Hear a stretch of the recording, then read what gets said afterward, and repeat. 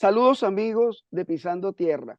Bienvenidos a esta producción del proyecto Doble Vía para la plataforma comunicacional Punto de Corte.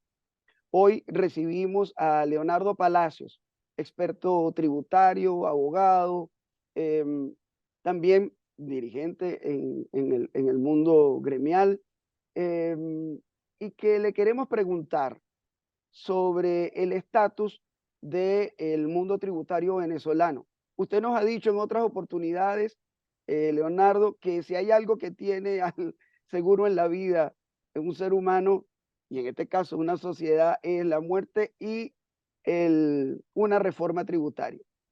¿Cuál es el, digamos, el estatus del mundo tributario venezolano en este momento? Bienvenido a Pisando Tierra. Bueno, muchísimas gracias por la invitación.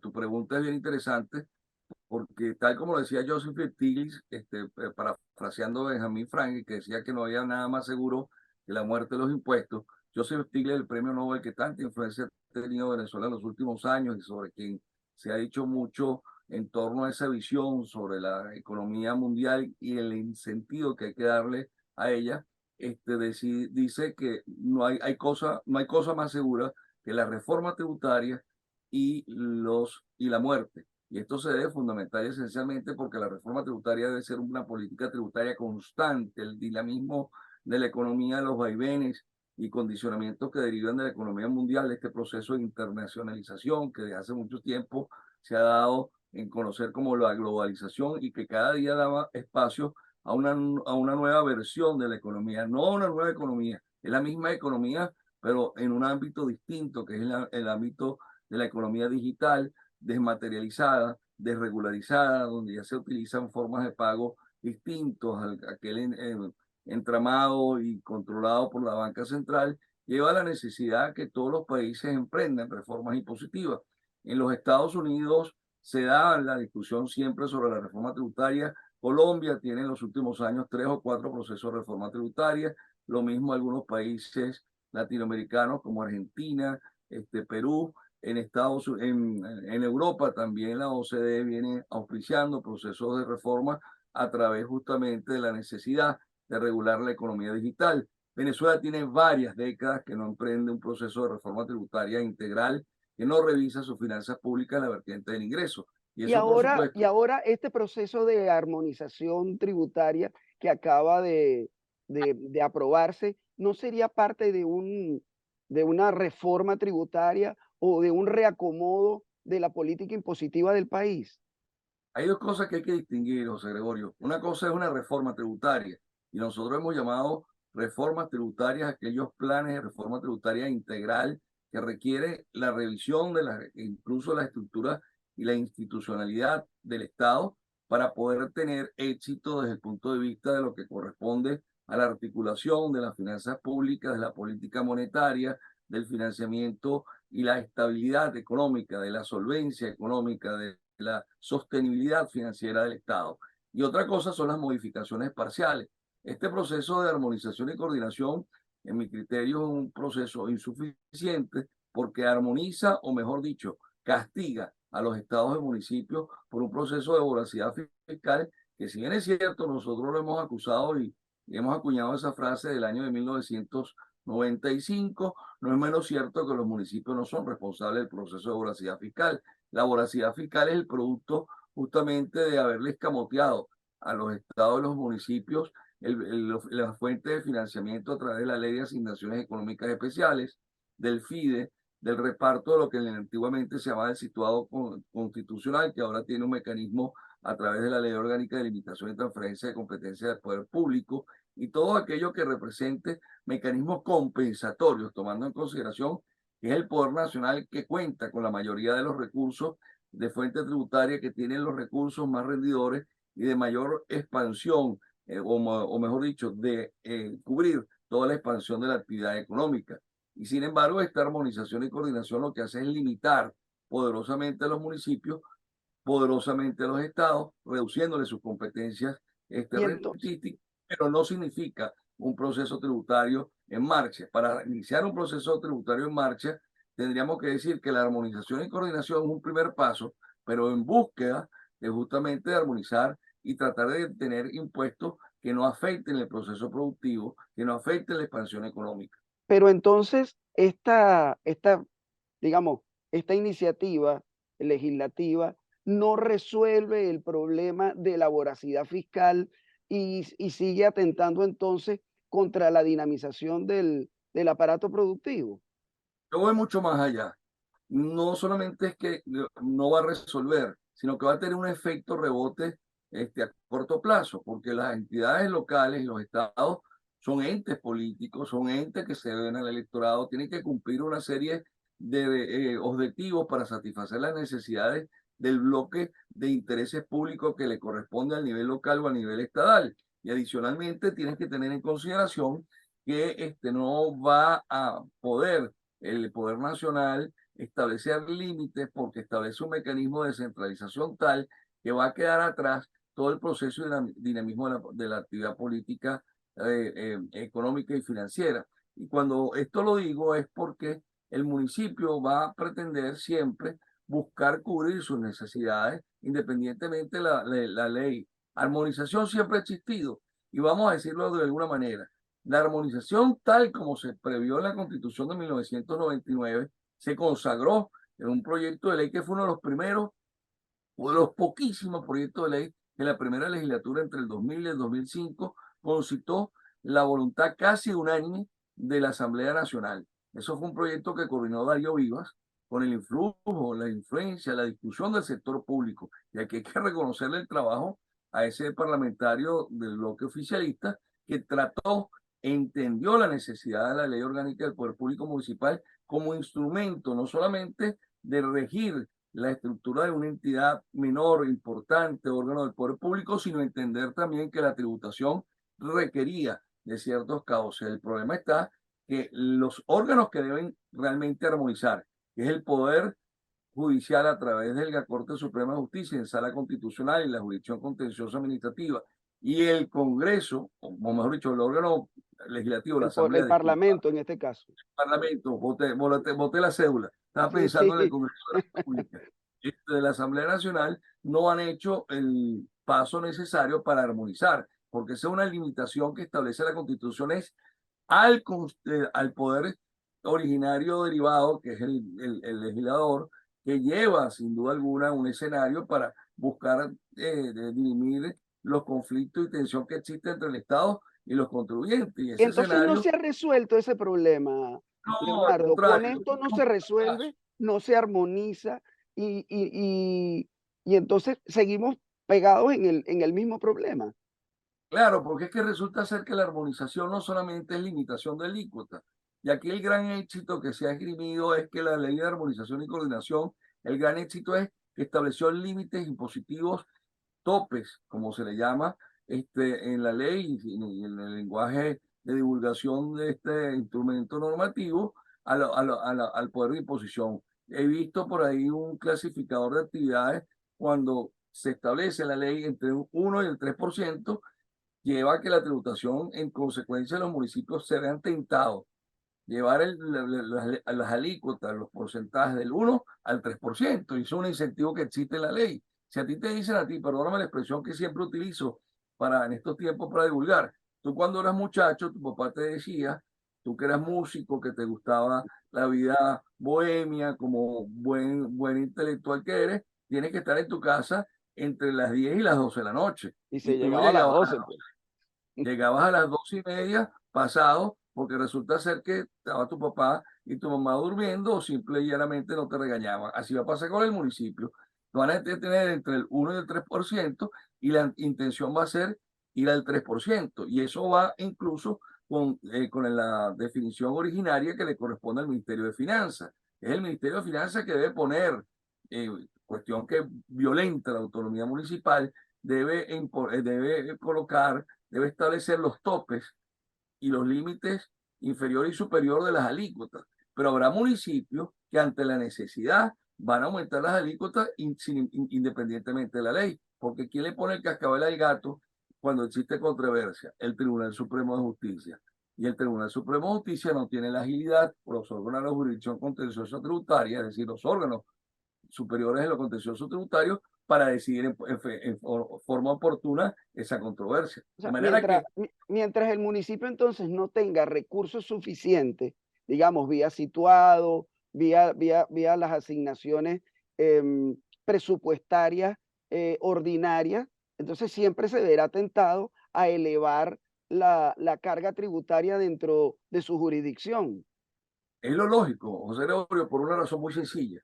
Tú tienes que, es como esta biblioteca, tú esta biblioteca libros por todos lados, tú tienes que buscar un orden, y el orden va a ser por las materias, por el tamaño de los libros, por la necesidad que tú tengas inmediata en la utilización de ellos, por el trabajo que estás realizando. Lo mismo viene por la armonización. Tú para poder armonizar, tú tienes que reorientar. Aquí existe solapamiento, existe solapamiento de funciones, existe nivel educativo nacional, estatal y municipal, el nivel sanitario estatal y municipal, tienes problemas de urbanismo, tienes problemas de incluso de incrementos compulsivos de los salarios mínimos, que eso también afecta a los estados y municipios.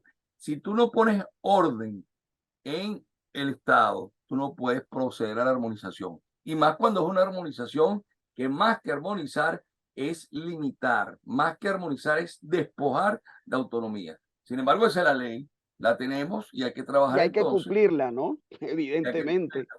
dura la ley, pero la ley es. Entonces hay que buscar la manera de establecer mecanismos de concurrencia entre el empresariado, los agentes económicos privados, los agentes institucionales académicos y los estados y los municipios a través de sus órganos legislativos y ejecutivos para tratar de dar cumplimiento a esta ley. Esto es un Ahora, paso, ujú. Sí, sí, sí, esto es un termina. paso indispensable sin duda, pero no es la forma en que se hizo, porque además depende, fíjate tú lo importante, quienes creemos en el Estado democrático descentralizado, necesitamos darle autonomía a los estados y municipios. Tú quisiste acabar la infidelidad vendiendo el sofá y no atacaste la causa de la infidelidad, tú atacaste la voracidad fiscal dándole vaciando de contenido a la gran institución que nos legó la colonia desde más de 400 años, en el sentido de que el municipio, sin duda alguna, la raíz y esencia del Estado democrático. Así lo reconoció la sentencia, ha sido la tradición constitucional, por lo menos de las 10 últimas constituciones que ha tenido el país. Ahora, Leonardo, le pregunto, em, ¿hacia dónde entonces tendría que avanzar, digamos, las reformas, las modificaciones en el tema tributario? Usted ha sostenido que haría falta la figura aquella del monotributo para tratar de aplanar y de ampliar la base de tributación y de conseguir una especie de mayor justicia dentro de la distribución de las cargas que deben tener los agentes económicos en la sociedad.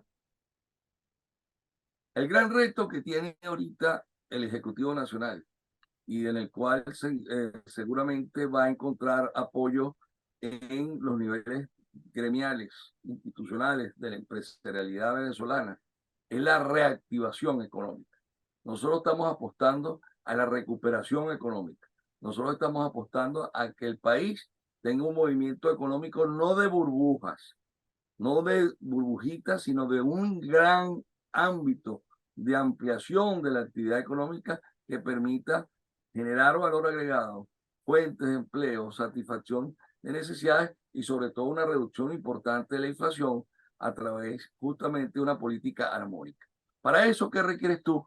En primer lugar, tener un proyecto de reforma tributaria con un estudio económico, con un estudio de reorientación y propuestas concretas de redimensionamiento del ¿Desde Estado, cuándo, reestructuración. desde cuándo no se tiene un proyecto de reforma tributaria? Lo Mira, recuerdo de cuando usted trabajó en la definición legal del impuesto al valor agregado, que en su primera expresión se llamó impuesto al consumo suntuario y las ventas al mayor y todas aquellas, bueno, la verdad que digamos, derivaciones. el impuesto al consumo suntuario a la venta del mayor vino después con el proceso de reforma que inició el doctor Sosa a raíz del 8 de marzo del año 94, cuando hizo la propuesta de reforma tributaria, que se llama el Plan Sosa, Ujú. que hicieron, convirtieron el impuesto al valor agregado, el mismo impuesto, pero con un subterfugio de cambio de nombre, de forma de traslación y cancelación del impuesto, que se llamó, yo denominamos en aquella oportunidad, también trabajé en ese proceso, impuesto al consumo suntuario de las ventas al mayor. Un poquito de populismo tributario para que pasara el IVA, pero hay que reconocerlo que la medida fue acertada. Pero aquí en Venezuela, la última reforma seria la planteó en la Asamblea Nacional Tobías Nóbrega, una reforma tributaria realmente importante que fue producto precisamente de la discusión interna que se mantuvo en el SENIAT siendo superintendente Bielma Mora, y ese proceso de reforma tributaria se perdió la gran oportunidad porque tenía una mayoría, el país tenía cierto movimiento importante desde el punto de vista económico y siempre acostumbramos a hacer la reforma tributaria en la época de vacas flacas y no de vacas gordas. Entonces, ese proceso de reforma tributaria era bastante interesante, contemplaba el monotributo. Esa propuesta que nosotros incluso estando en la Asamblea Nacional apoyamos al gobierno, pero que el gobierno no se atrevió porque en alguna oportunidad en esa discusión política decíamos que iba a ser un impuesto al desempleo porque estaban reconociendo que era un impuesto al comercio ambulante, es decir, a la buhonería, es decir, a todo lo que representa contrabando, inseguridad desde el punto de vista de la calidad del producto, etcétera, etcétera. Pero se perdió esa oportunidad hace varios años atrás, estamos hablando del 2003, y ese monotributo es lo que están ahorita planteando la Ley Orgánica de Armonización. Entonces, volviendo a tu pregunta, perdóname para que no se quede en el aire, ¿qué se hace falta? Redimensionar el Estado. ¿Qué hace falta? Reestructurar el impuesto sobre la renta. Tenemos 80 años con el impuesto sobre la renta y cada reforma empeora en el impuesto sobre la renta. Entonces hay que volver al impuesto sobre la renta, buscar incorporar los correctivos de la inflación, reconocer el tema de la devaluación que perjudica muchísimo a los contribuyentes, establecer incentivos fiscales importantes, buscar la manera de lograr la valoración de lo que tienen los mecanismos internacionales en materia de lucha contra la evasión, específicamente los precios de transferencia, por un lado. Luego el IVA, hay que reducir las exenciones O sea, del IVA hablamos de y impuestos sobre la renta, IVA, IVA, que es monotributo.